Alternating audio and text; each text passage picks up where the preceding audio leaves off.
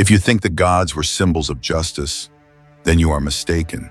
In ancient mythology, they once drowned all of humanity out of disappointment. They turned humans into monsters out of pride, and they toyed with our fate as if we were nothing more than lifeless chess pieces.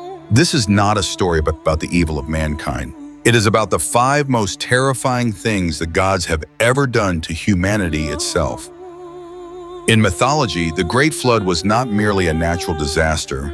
It was a declaration of absolute divine authority over human existence.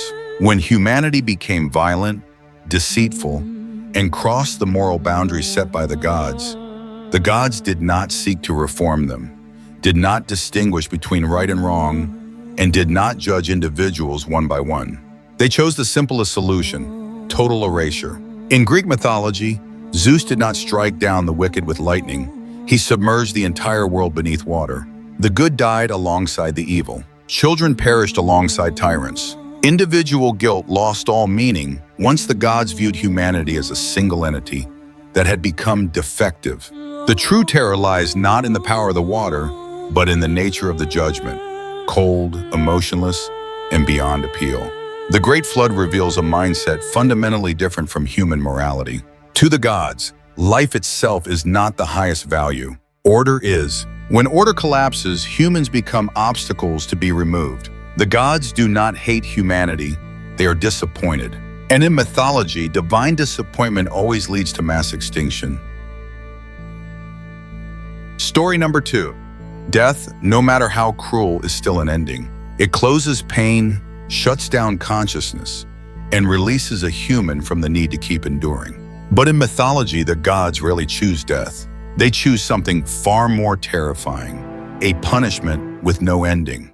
Turning humans into monsters is not an impulsive act of rage. It is a carefully calculated sentence. The gods are not interested in punishing the body alone. They seek to erase humanity itself, the very thing that separates humans from beasts, from tools, from objects that can be discarded without consequence.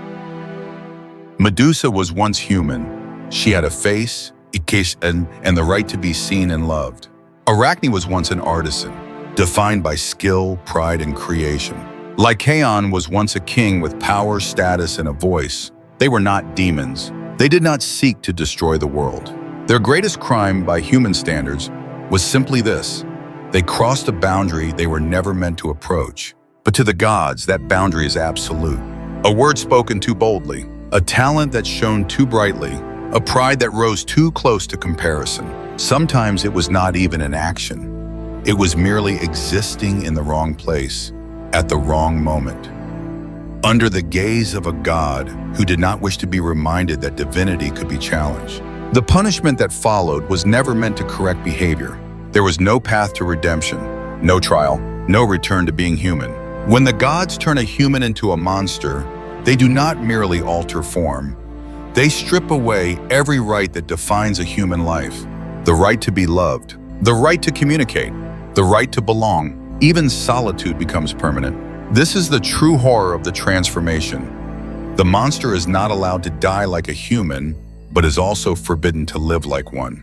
They are trapped in a state in between, consciousness intact, memories intact, but identity erased. They exist as living warnings, symbols meant to terrify others into obedience. Proof that approaching the gods too closely does not lead to enlightenment. It leads to erasure.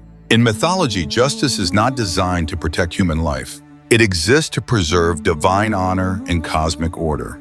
And when those come into conflict, humanity, even human identity itself, is always the first sacrifice.